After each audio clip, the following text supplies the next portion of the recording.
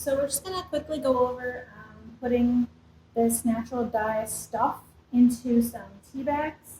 I have some disposable ones because I gave you guys most of the ones that look like this. So yours are a bit smaller. You might have to use more of them, or just make sure that they're pretty full. You can also reuse them. You know, don't use them once, dump them out, and rinse them, and then use them again.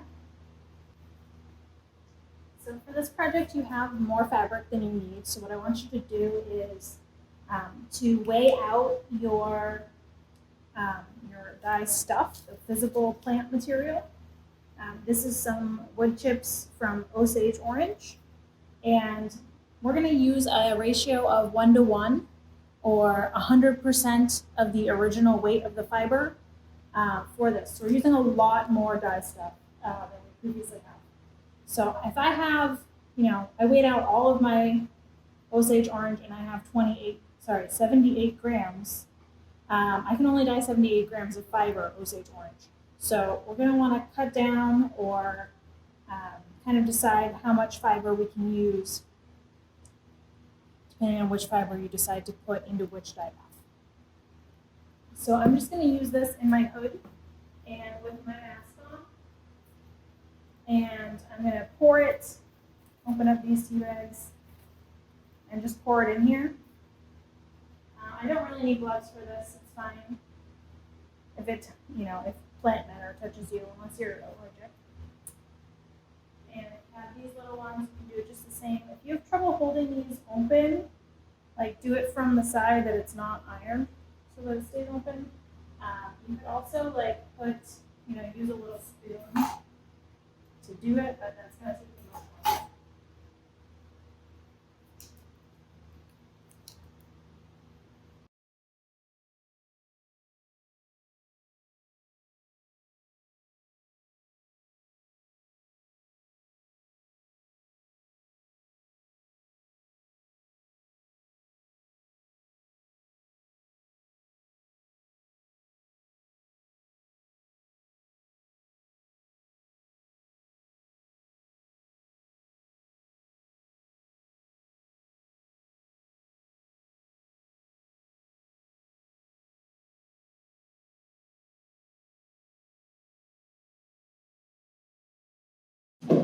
Alright, so I made a bit of a mess there, and I had to end up using the spoon to get it all into the tea bags. So my other option, besides using the tea bags, is what I did with the alkanet, which is to put it in the pot and boil it all loose, and then basically strain off the water. When I'm done, pour off the water slowly so that all the sediment and the clunky stuff stays on the bottom of the pot, and then basically, rinse that pot out, get rid of the stuff, and then put the liquid back into it. That way you're kind of straining off the majority of this junky junk. I'll be honest with you, the matter is probably small enough that it doesn't matter. It won't make like large areas that are dyed more. It won't make too many spots, I don't think, because it is so small. The Osage Orange, I'm not sure about, and the alkanet, I would say definitely will, because it's such big pieces. So we definitely need to strain that. And if you do or do not strain it, or if you put it in a tea bag, we're going to take note of all of that. And since there's more variables with natural dye, we're going to take a few more notes than we have before.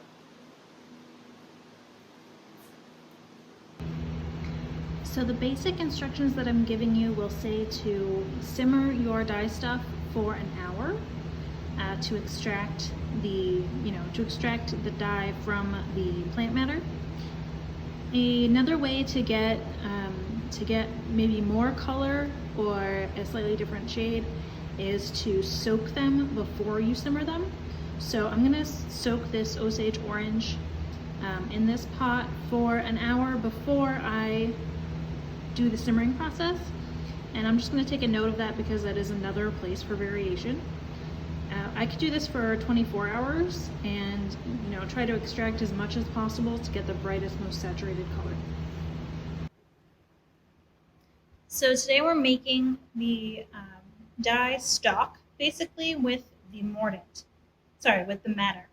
So I have my madder here in some little tea bags. One is a disposable one that I just had, and I folded it over and stapled it. And the other one is the same that you have in your kit. It's the little sack looking thing that has strings on it. So I put all of the madder that I'm going to use into those so that I don't have to strain this later since it's such fine particles. And what I'm doing here is basically steeping those very much like tea. So I'm making warm simmering water, but I'm not boiling the water. If we make the water too hot for madder, it's gonna turn out more brown. So what I've done here is put in enough water into my pot that I will be able to put my fabric in it later. And I'm going to steep those chopped up madder roots in these bags for an hour with water that is hot but not boiling. So I'm looking for it to have a bit of steam coming off of it and maybe a couple of bubbles, but not a rolling boil. This water is at about 150 degrees, and I don't think I would go much hotter than that. My big propane stove can't get much, doesn't get much lower, so I have the opposite problem probably that you'll have, where your tanks don't get, where your hot plates don't get quite very hot. So because I want all this water to stay in here, I'm actually going to cover this with a lid so that the water doesn't evaporate. So this is probably the only time we need our lid. So keep the lid on the pot. And while I'm doing this, if I haven't already started, we want to be soaking our fiber. And the fiber should already be mordanted with alum and cream of tartar before we put it into this dye bath. So maybe if you're doing multiple things at once, you're doing the mordanting and you are making the dye stock at the same time. And if not, maybe you did all your mordanting first and now you're doing all of your dye stocks. Just make sure you've got this soaking, so it's at least, since this is going to be in for an hour, that'll give you enough time to let this soak at least somewhat. It's better to let the thicker stuff soak longer, up to 24 hours. So I'm going to come back in a few minutes and show you, or rather in an hour, and show you how that all turns out. So for the dye extraction process, just to clarify, I could just take everything and, any of these plant materials and simmer them for an hour, and that would extract the dye. And then either by using the tea bag or by straining, I'm removing the dye stuff, the physical plant matter. I can go directly from doing this extraction into using the dye bath, or I can let it cool down and come back later to use it as a dye bath. But I do want to retain all of that liquid. So there's a lot of liquid at play here, and I just wanted to warn you about that. I am following the basic instructions that I gave to you for both the madder and the alkanet, where I just simmered them for an hour.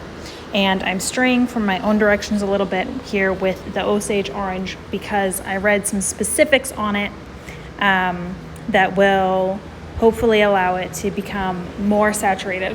So I'm going to soak that first, and then I'll do the extraction process on that later. If you want more information about each specific dye that we're using, I'm including on Blackboard a page from the book Wild Color that will goes more deep into how to get different variations and what to do preparing each of these 3 dye plant materials that we have. So if you didn't know any more, you would just follow those basic instructions, and I'm going to play a little bit because I do have this extra resource.